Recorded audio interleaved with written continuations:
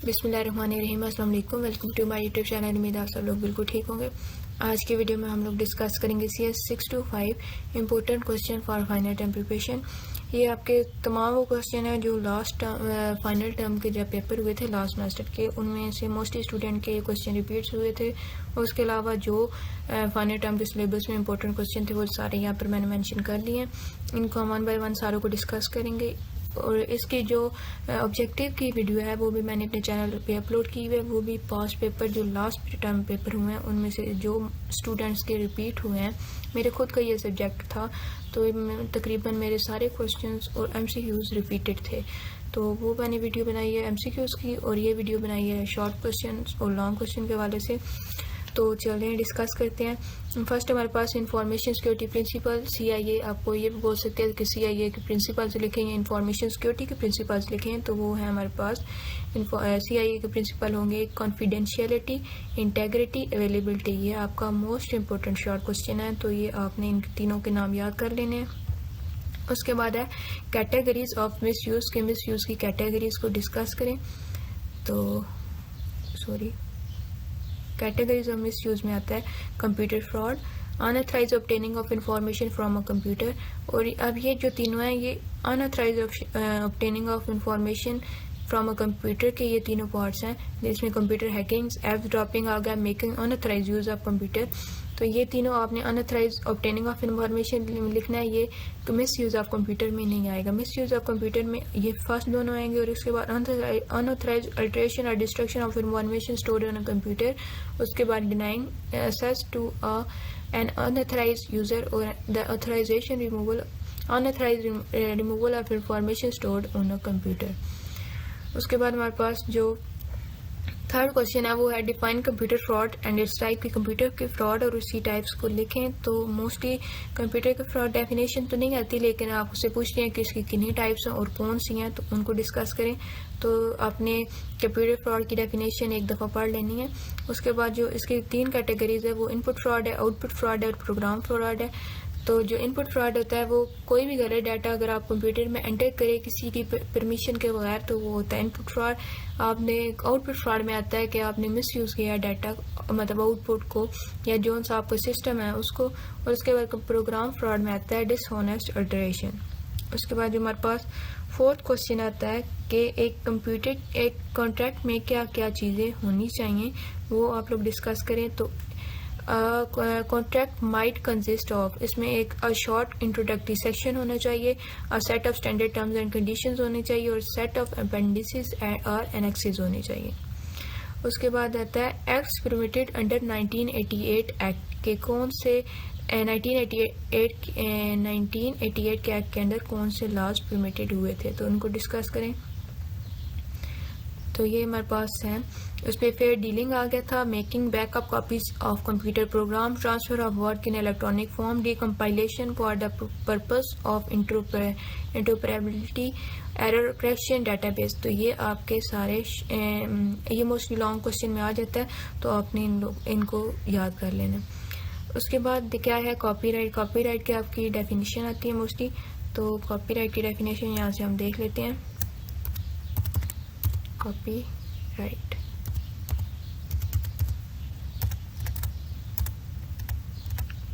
ये देखिए कॉपीराइट की डेफिनेशन है। तो कॉपीराइट क्या है? The exclusive legal right given to an originator or an assign to print, publish, perform material and do unauthorise others to do the same. तो ये आपकी कॉपीराइट की डेफिनेशन है, आपने याद कर लेनी है। उसके बाद कंप्यूटर कंट्रोल सिस्टम्स में क्या आता है, आपने कंप्यूटर कंट्रोल सिस्टम में क्या क्या आता है, तो आप लोग उसको डिस्कस करें। तो उसमें आता है जी इंडस्ट्रीज आती है, मेडिसिन आती है, ट्रांसपोर्ट आती है, मिलिट्रीज आती है। इंडस्ट्री में क्या होता है, जो मैन्युफैक्चरिंग सिस्टम्स होते हैं जैसे कि रोबोट, मेडिसिन में इंटेंसिव केयर मॉनिटरिंग होती है, रेडियोथेरेपी होती है, ट्रांसपोर्ट में रेलवे सिग्नल सिस्टम्स आते हैं, एयरक्राफ्ट होते हैं, स्पेस शटल्स होती हैं, और मिलिट्री में आते हैं डिफेंस एप्लीकेशंस। उसके बाद हमारे पास आ गया GATT। ये आपकी मोस्टली MCQs पे आ जाता है कि GATT को हम क्या कहते हैं। तो इसको हम कहते हैं general agreement on trades and trade, लेकिन आपका ये डेफिनेशन भी आ सकती है कि GATT को आप डिफाइन करो, तो ये आपकी सारी डेफिनेशन है। GATT concerns the protection of intellectual property right in the face of wide separate piracy of software product. यहाँ आपको ये सारी डेफिनेशन दी हुई होगी, तो आपसे पूछेंगे कि ये क्या है, तो आपने GATT की फुल फॉर्म भी याद कर लेनी और सारी डेफिनेशन भी याद कर लेनी है। हो सकता है किसी तरह से भी आपको क्वेश्चन दे सकते हैं, और ये भी मोस्ट इम्पोर्टेंट आपका शॉर्ट क्वेश्चन है। उसके बाद ये है कि फैक्टर अफेक्टिंग सिस्टम सेफ्टी के कौन से फैक्टर जो सिस्टम की सेफ्टी को अफेक्ट करते हैं वो बताएं। तो उसमें आता है hazards analysis, requirement and specification, system reliability and safety, design, testing and debugging, safety, integrity, documentation. आप इनमें से कोई सी 5 याद कर लें जो आपको इजीली रहेंगे, क्योंकि आपका लॉ में आता है क्वेश्चन। उसके बाद आता है रिस्क मैनेजमेंट। उसके बाद हम रिस्क मैनेजमेंट की तरफ चलते हैं। हैंड आउट से निकाल लेते हैं रिस्क मैनेजमेंट।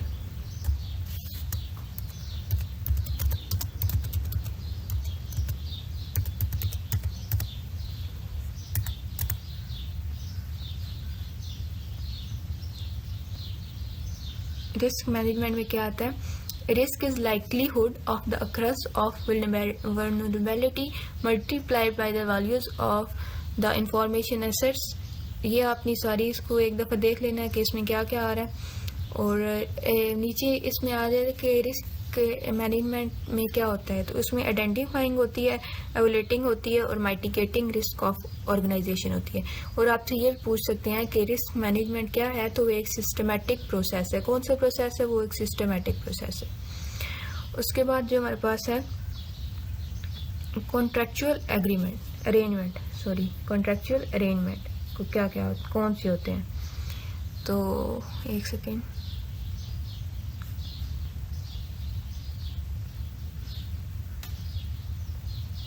कॉन्ट्रेक्चुअल अरेंजमेंट में 4 टाइप्स होती हैं। उनमें फर्स्ट होती है फिक्स्ड प्राइस, सेकंड होती है कॉन्ट्रैक्ट हायर, थर्ड होती है टाइम एंड मटेरियल्स, और फोर्थ होती है कंसल्टेंसी। नेक्स्ट है हमारे पास contractual arrangement general categories of control के कैटेगरीज कंट्रोल में कौन सी होती हैं? General types. हाँ जी, ये general categories of controls exist, policies, programs, technical controls. ये तीनों आपने याद कर लेनी है, ये आती है कैटेगरीज ऑफ कंट्रोल में। उसके बाद आता है रिस्क आइडेंटिफिकेशन। रिस्क आइडेंटिफिकेशन में क्या होता है आप लोग वो बताएं। अच्छा, रिस्क आइडेंटिफिकेशन हम इधर से निकाल लेते हैं हैंड आउट से। रिस्क आइडेंटिफिकेशन, तो रिस्क आइडेंटिफिकेशन में हमारे पास आएगा एसेट्स आएंगे, थ्रेट्स आएंगे, वल्नरेबिलिटीज आएंगी। अच्छी, ये थ्रेट्स की आ गई है। थ्रेट्स में मैन मेड होते हैं या फिर नेचुरल होते हैं। वल्नरेबिलिटी में वीकनेस होती है, कंट्रोल में सेफ गार्ड होता है। ये आपकी चारों टाइप्स रिस्क मैनेजमेंट की आइडेंटिफिकेशन की टाइप्स हैं। Assets, control, vulnerability, control. Asset, threat, vulnerability और कंट्रोल। उसके बाद आता है टूल्स ऑफ हैकिंग के हैकिंग के कौन कौन से टूल्स हैं वो आप लोग डिस्कस करें। यहाँ पे शायद मेरे पास पिक्चर पड़ी हुई हो। टूल्स ऑफ हैकिंग जी, उसमें आता है हमारे पास स्कैनर, टेलनेट, FTP। आपने ये तीनों के नाम याद कर लेने और एक दफ़े इनकी डेफिनेशन भी नीचे पढ़ लेनी है कि इनमें क्या क्या आता है। मोस्टली इनकी टाइप्स ही पूछते हैं, तो उसमें स्कैनर, टेलनेट, FTP। उसके बाद मॉरल इश्यूज कौन से होते हैं, तो वो आपने हैंड आउट से इधर से पहले पीछे देख लेते हैं, अगर नहीं है तो फिर आप हैंड आउट से कीजिएगा। मॉरल इशू में आती है plagiarism, spending spam, people wasting time deleting spam. उसमें कंपनीज मॉनिटरिंग स्टाफ होते हैं जो इंटरनेट और ईमेल के थ्रू होता है। उस वायरलेस इंटरनेट कनेक्शन हम जो यूज़ करते हैं किसी की परमिशन के बगैर, और फोटो एडिटिंग होती है। उस ये सारे मॉरल इश्यूज हैं। आप लोगों ने ये एक दफ़ा पढ़ लेने हैं। ये शॉर्ट में भी आ सकता है, लॉन्ग में भी आ सकता है। उसके बाद हमारे पास है एथिकल इश्यूज। एथिकल इश्यूज में आपको क्या क्या आता है, तो वो हम हैंड आउट से निकाल लेते हैं। तो मेरे पास पिक्चर नहीं है। एथिकल इश्यूज,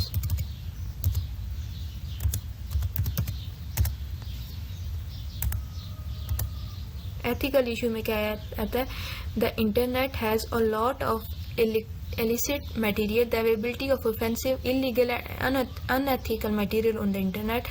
तो उसमें ये आती है प्राइवेसी इशू होती है, गैमलिंग आती है, ऑब्सिटी होती है, आइडेंटिफिकेशन ऑफ कंप्यूटर गेम्स होती हैं। तो ये आपने सारे एक दफ़ा डिस्कस कर ले या देख लेने हैं, ये इंपॉर्टेंट तो नहीं है लेकिन हो सकता है आ जाए। उसके बाद मॉरल इशू भी हो गए, एथिकल भी हो गए। उसके बाद ये जो क्वेश्चन हमारे पास 17 है, वो names of 5 social networking platforms होती हैं कि कौन कौन सी प्लेटफॉर्म सोशल नेटवर्किंग की एप्स हैं जो आप लोग यूज़ कर सकते हैं। तो उसमें यूट्यूब हो गया, माई स्पेस जो इधर बुक में मेंशन है, माई स्पेस है, यूट्यूब है, फेसबुक, यूट्यूब, यहाँ पे नहीं हो रहा, लास्ट चैप्टर पे आपके बिल्कुल ये यहाँ पे चलते हैं, मैं आपको दिखाती हूँ। इसमें आपकी यूट्यूब हो गया, यूट्यूब होगा, ट्विटर हो गया, फेसबुक होगी, माई स्पेस हो गया। तो ये लास्ट टाइम मेरा भी ये क्वेश्चन रिपीट हुआ था, तो 4 तो मैंने लिख ली थी, 5वीं मुझे समझ नहीं आ रही थी मैं अब इसमें कौन सी लिखूँ, तो वो खुद से फिर मैं लिख आई थी। यहाँ पर आप लोग एक दफ़ा देख लो, यहाँ पे थी,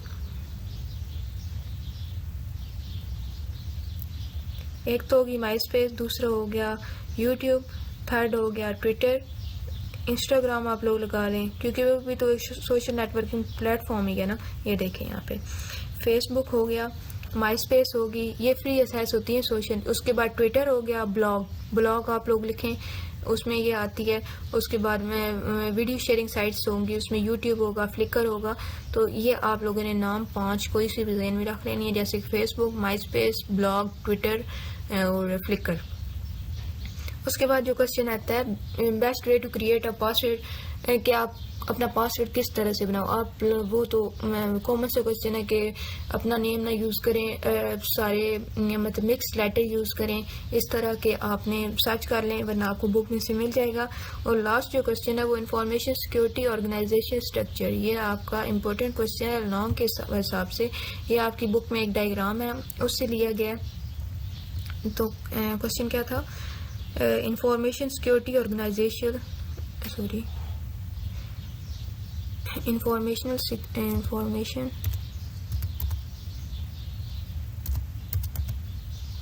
यहाँ पे लास्ट पे था, इधर से निकाल लेते हैं, इसके ऊपर ही था ये वाला।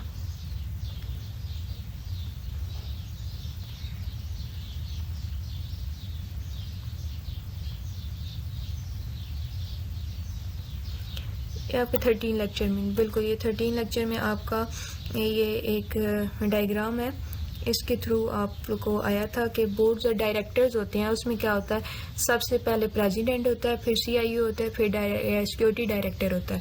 अब जो इसमें पेपर में दी गई थी डायग्राम, ये ऊपर से ये सारे दिए गए थे, लेकिन आपने ये तीनों जो लास्ट वाले हैं ये आपने बताने थे। उसमें प्रोजेक्ट सिक्योरिटी आर्किटेक्ट होगा, इंटरप्राइज सिक्योरिटी आर्किटेक्ट होगा, सिक्योरिटी एनालिस्ट होगा और सिस्टम ऑडिटर होगा। तो ये आपने चारों नाम याद कर लेने हैं। तो ये थे आपके सारे इंपॉर्टेंट क्वेश्चन फाइनल टर्म के, वो मैंने सारे आप लोगों से डिस्कस कर दिए हैं। इसकी जो MCQs की वीडियो है वो भी मैंने अपने चैनल पे अपलोड कर दी है। मोस्टली मेरे क्वेश्चन MCQs वगैरह उसी में से रिपीट हुए थे। इस बुक के शॉर्ट क्वेश्चन की सीरीज भी स्टार्ट की हुई है। अगर आपको थॉरली सारा रीड करना है या समझना है तो आप उधर से समझ सकते हैं। उम्मीद है आपको वीडियो अच्छी लगी होगी। वीडियो अच्छी लगे तो लाइक